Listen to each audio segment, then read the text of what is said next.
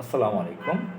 সুপ্রিয় দর্শক মণ্ডলী, আওয়ামী লীগের সাধারণ সম্পাদক ওবায়দুল কাদের, যিনি বেশিরভাগই কাউয়া হিসেবে পরিচিত। ওবায়দুল কাদের না বলে মানুষ তাকে কাউয়া বলে।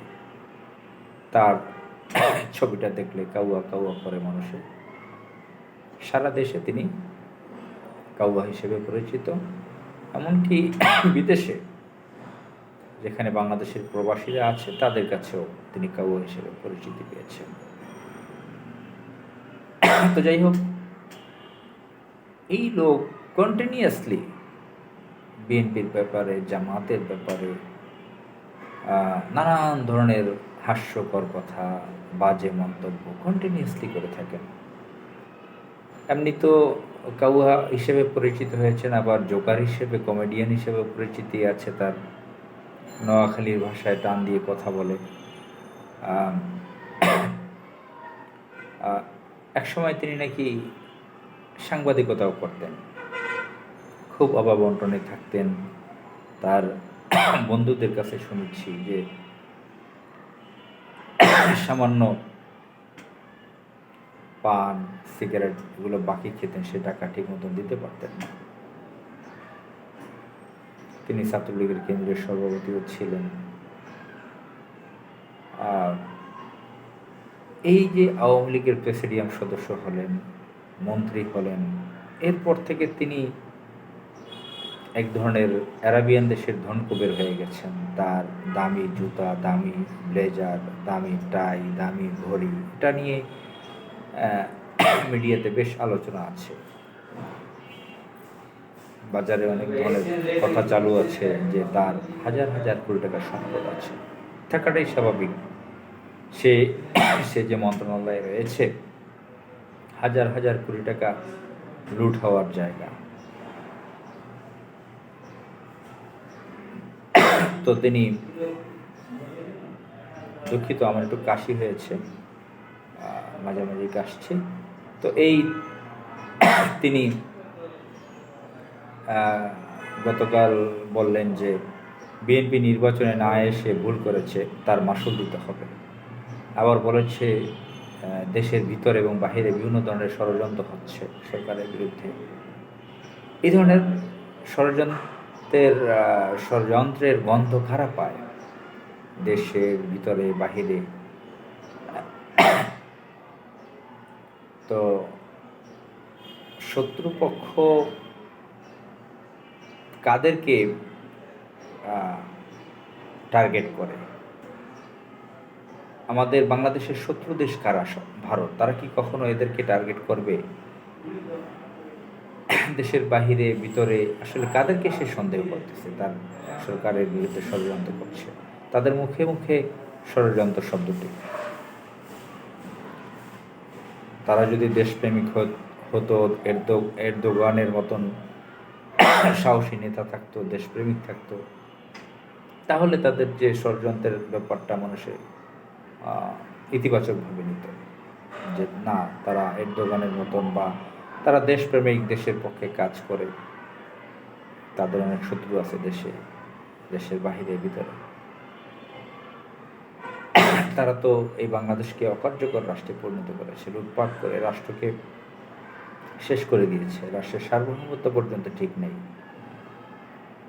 রাষ্ট্র অকার্যকর হয়ে পড়েছে, ইকোনমিক্যাল কলাপস ঘটেছে, সমস্ত আর্থিক প্রতিষ্ঠান, ব্যাংক শেষ হয়ে গেছে। ইউরোপ আমেরিকার থেকেও বাংলাদেশের দ্রব্যমূল্য ঊর্ধ্বগতি। চিকেন বলেন, বিফ বলেন, মাছ বলেন, ডিম বলেন, অন্যান্য সবজি বলেন, সব কিছুর দাম অনেক উঁচুতে। তারা লুটপাট করে শেষ করে দিয়েছে অবৈধভাবে, পরপর অনেকভাবে। 4বার রাষ্ট্র ক্ষমতায় আছে, রাষ্ট্র ক্ষমতা দখল করছে বারবার। প্রতিবেশী একটি শত্রু দেশকে তারা সাথে নিয়ে রাখে,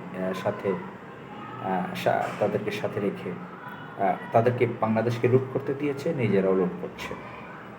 এমত অবস্থায় কন্টিনিউয়াসলি কোনো কাজকর্ম নাই, শুধু ধানমন্ডিতে বসে, এখানে বসে সেখানে বসে, বিএনপি জামাত পাকিস্তান, এই সেই।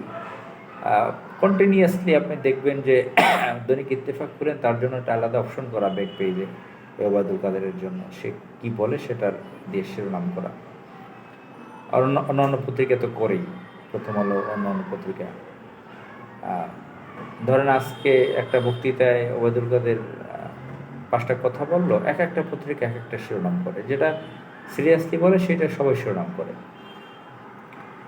তো সব পত্রিকাই করে, কারণ তারা রাষ্ট্র ক্ষমতায় আছে, প্রধানমন্ত্রীর পরেই তার ক্ষমতা অনেকে মনে করে, যদিও তিনি প্রধানমন্ত্রীর একজন কৃতদাসের ন্যায়,